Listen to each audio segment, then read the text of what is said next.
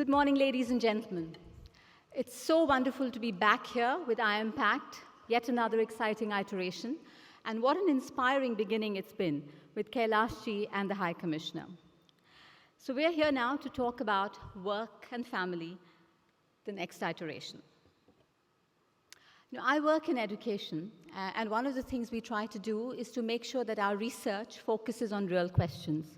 So to this end, I'm always asking our corporate partners, what are the issues that you think about as you worry about the future?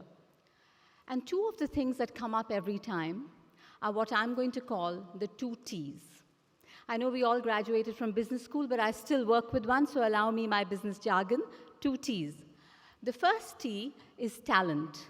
More specifically, finding and managing multi-generational, future-ready talent for the future workplace. And the second one, which I'm sure you'll empathize with, is time management. Optimizing our time so we can make our best contributions at the workplace, but also spend time with the family. And this is interesting to me because one of my research interests is actually multi-generational influences on the workplace for the future.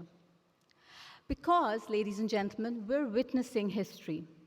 Because of many of the innovations that have been spoken about and will be spoken about later today, which have led to, on the one hand, extending our work time, extending our lifetimes, and on the other hand, because of the flexibility that it provides with technology, allowing for gig work, allowing for entrepreneurship by some very young people who are still studying even, for the first time in human history, we have multiple generations working together, sharing the workplace. And that makes for some very interesting interplays. So we have the veterans and the baby boomers on one side. We have Generation X, to which I belong. We have the much talked about Generation Y, the millennials, some of whom are in the room looking disgustingly young. And we also have Generation Z now, which is bursting out of the schoolroom, bursting out of colleges, and threatening to take over the workplace just as soon as we've gotten used to working with the millennials. And in fact, some of Generation Z and the one next to that are actually also here with us. Now, one of the most interesting dimensions of watching the interplay of all of these generations in the workplace is to see what they feel about what their expectations are regarding work and life balance. Because after all, no conversation about millennials is ever complete without talking about how they all expect excellent work-life balance even before they take up their first jobs. But interestingly, we did a research at INSEAD, and I will stop talking about INSEAD now. I know I have to talk about the IIMs, but it's just something I do. But one of the things we did was a research across generations X, Y, and Z. We looked at some 18,000 respondents over 19 countries, and we found, interestingly, that generations X, Y, and Z all expect work-life balance. But I also saw an experiment recently where a consultant asked a room pretty much like this, full of corporate executives of various vintages, to write down the first word that came to their minds when they thought about what do you really feel like most of the time at work. Take a second to think about what that word is for you, if you're being completely honest. Now, the consultant had written down the word himself first, and he correctly predicted the words that came up. The words that came up most often were overwhelmed, exhausted, like I'm on a treadmill. Not quite a vote of confidence for how prepared we are for Life 4.0. Our careers team sometimes talks about some statistics as to what's happening in the world, and I think there's some fun facts that might be interesting to share at this point. The average person in this room will change their careers 5 to 7 times in their work life. 30% of young people will change their jobs once every 12 months. And it gets better. Artificial intelligence will take over 57% of the existing jobs today. And it takes only 4.5 years now for acquired skills to become redundant. So by the time you've completed a degree, you're more or less not going to be able to use it much. So how ready for the future are you really feeling now? And if I might have my slides, I want to show you other countries, or where in the world are people more prepared? We don't have time to do this in a quiz fashion, so I'm just going to read out the questions. Which country has the highest life expectancy from the ones that we can see here? Switzerland. And which one do you think has the highest density of robots? You can shout them out if you like. The Republic of Korea. Which country has the best education system in the world? This one should be a resounding answer. Absolutely, Margriet, Singapore. Which country has the highest global innovation index from the ones listed here? Israel? Actually, the Netherlands. And my final question, which is relevant to the discussion we're having, which one has the best work-life balance? Many of you got it right. It is indeed Netherlands. Now, the point I'm making, as some of you must have seen, have noticed already, is that there is a country that has managed to achieve really high innovation, but at the same time not lose out on work-life balance.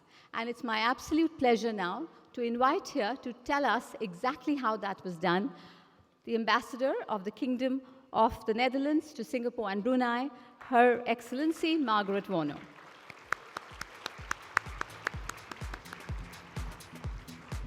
Ambassador Vonno started her career at the Netherlands Ministry of Foreign Affairs. To get my presentation. Sure, it'll come up in a second. May I just introduce you first? Yes. If you don't mind? Thank you. We have to embarrass her a little bit by talking about all the wonderful things you've done. Oh dear. So Ambassador Vonno started her career at the Netherlands Ministry of Foreign Affairs and held various positions in New York, Washington, D.C., Brussels, and The Hague. Prior to her Singapore appointment, she was the Director of Strategy and Policy Advice Department at the Netherlands Ministry for Infrastructure and Environment, and she has 3 priorities for her tenure in Singapore: innovation, sustainability, and my absolute favorite, cycling. Over to you, Ambassador. Thank you very much. Good morning, everybody. It is a privilege to be here and also to meet another Nobel Prize laureate. When I was a junior diplomat in Brussels, I could shake hands with Nelson Mandela. And I didn't have a picture either to prove it, but now I have my picture, and even the 3 kisses the Dutch way it is, because we work together a lot from the Netherlands with you. What I would like now is to find my clicker, because this is not just about me. This is about the balance that we have in the Netherlands. And let me see. Next.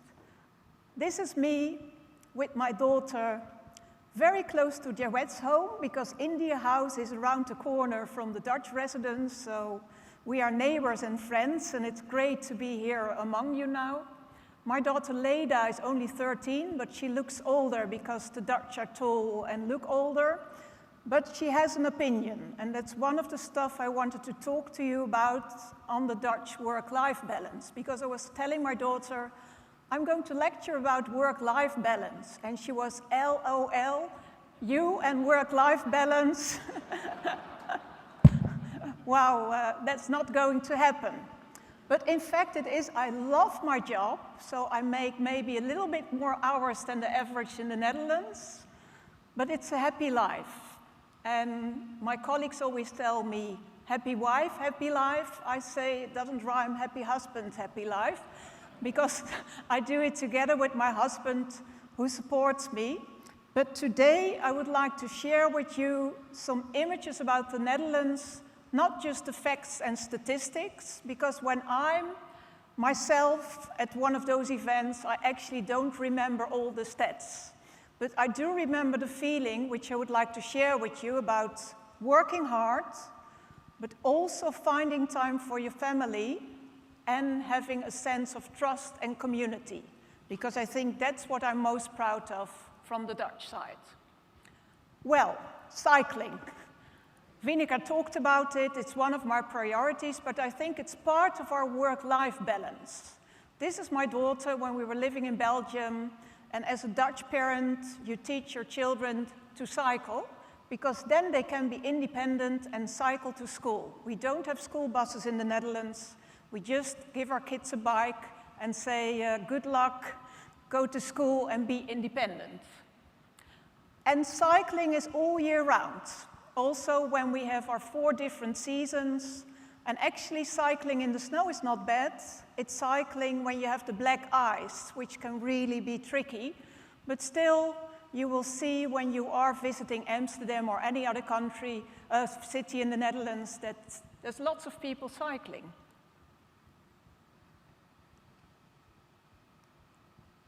Does anybody know this gentleman on the bicycle?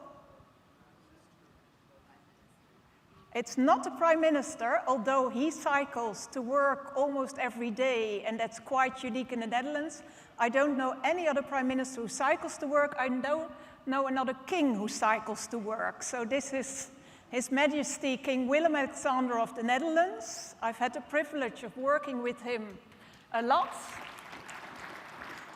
And he actually tries to cycle because he told me it's good for his health balance, and luckily we are safe enough in the Netherlands that he can cycle to work, or around the corner is a security cycling as well. So. Well, this is the way the junior kids go to their preschool or school, and then the parent continues to work. We don't have a system of helpers in the Netherlands. So most parents both work and juggle their kids, and they do that by combining everything.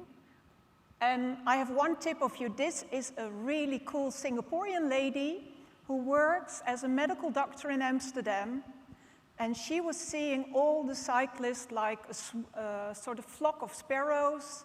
She said, "What's the system in it?" I said, "Well, you just cycle, that's the system," because I'm Dutch. But she sort of figured it out, and whenever you are going to live for a longer period in the Netherlands, buy the book. I've bought it myself, because now I understand how the Dutch cycle. And I really like that we've been open and that we learn a lot from others. What I would like to add is that maybe you don't know The Hague, but The Hague sort of advertises itself as the Hindu capital of Central Europe. And the best and cheapest sari, best price quality you can buy in the Netherlands. And we are very proud, also part of our work-life balance, that from London they come to The Hague to do some shopping. So I think that's part of our spirit and of the way we are. Well, this you can see in any Dutch city, and as long as the sun is out, which is not always, we have also a lot of showers in the Netherlands, people will sit on a terrace and enjoy life. And that's not something to scold at, because the productivity in the Netherlands is very high per hour. Almost 80% of the people between 18 and 65 work, but they don't work long hours. I think we have that work-life balance because a lot of people work part-time. A lot of people work 24, 32 hours a week.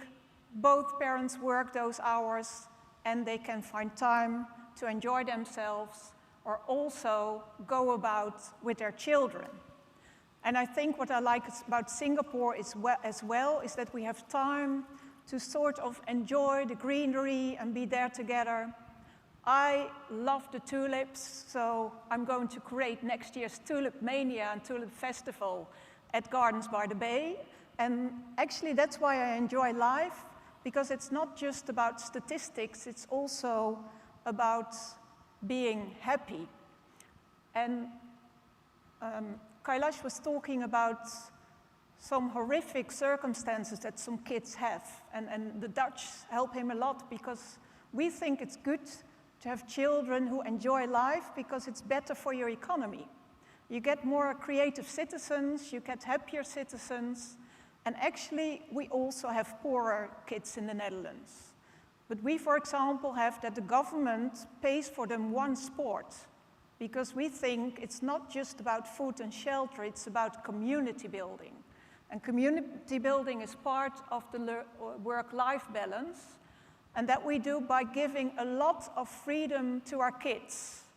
That's why the Dutch kids make the most noise. I can see a difference if I have a party at my residence with only Dutch. The noise level is much higher than when there are mainly Singaporeans. So you see that as part of the culture that people feel free, and freedom is something which we like to give also our employees.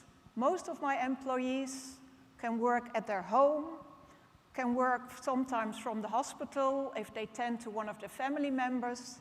That's fine for us because we believe that they will do their work if we trust them and that we ask them to deliver results.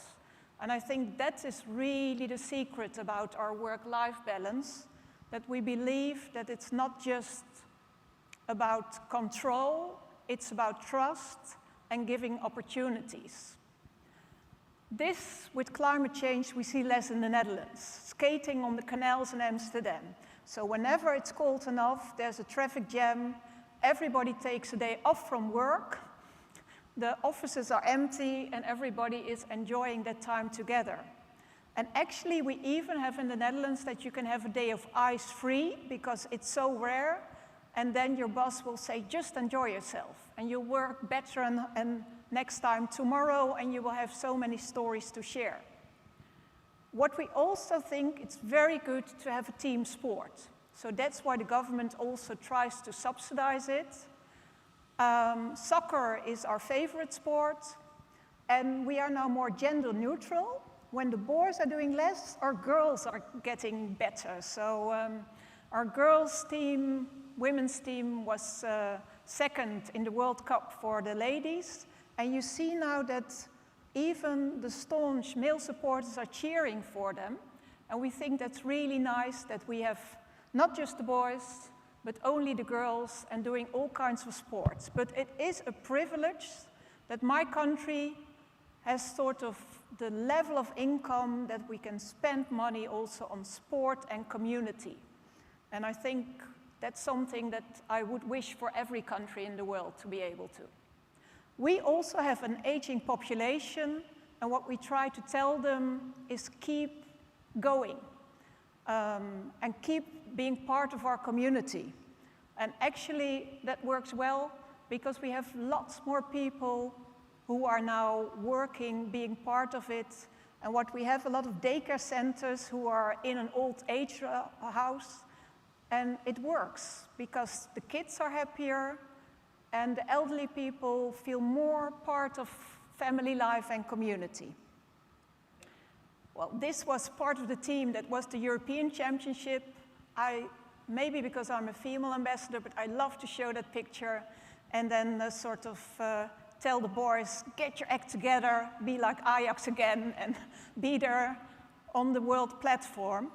But I think that's something which is helping us all with the Dutch, because if you are good at sports, you make friends.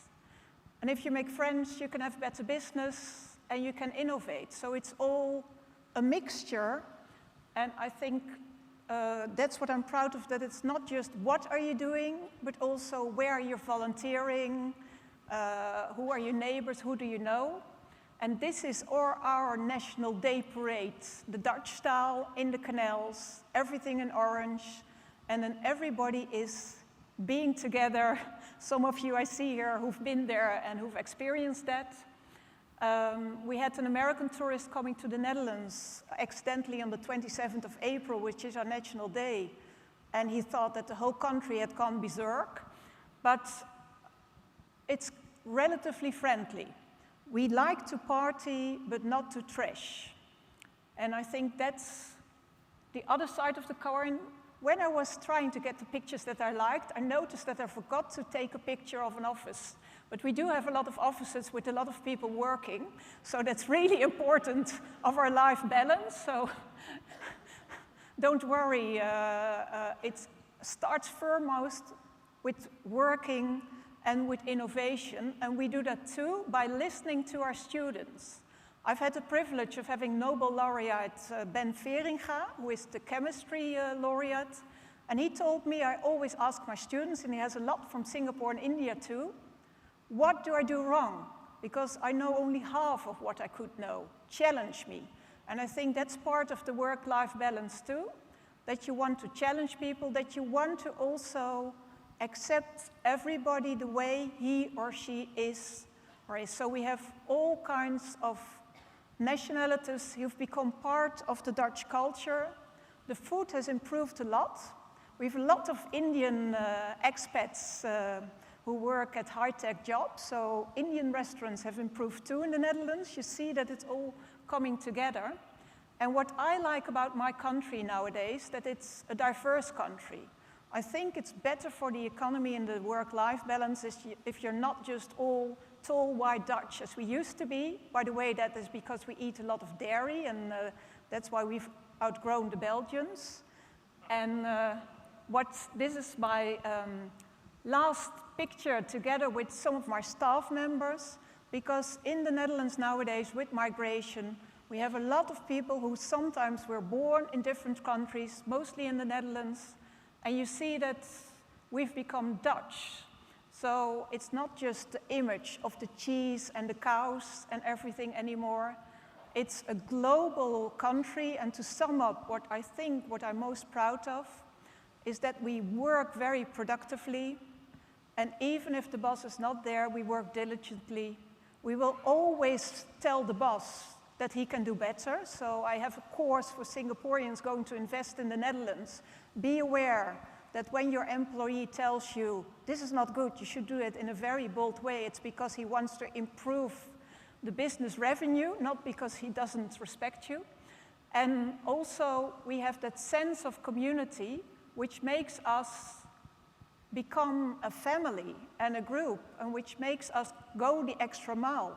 So we work not long hours, but if there's an emergency or you have your head offers, we will go 24/7 to get the best results.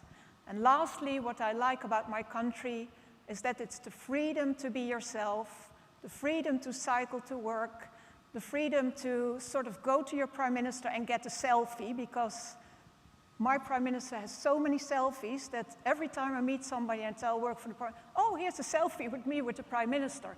And I think that's also something which is part of your balance, that you're approachable, that you enjoy life, but that you also want to make a profit. It's not just about charity, but I want to have my final words. I think it's about empathy. And I really concur what Kailash is saying. The world needs to be more about empathy and about doing it together.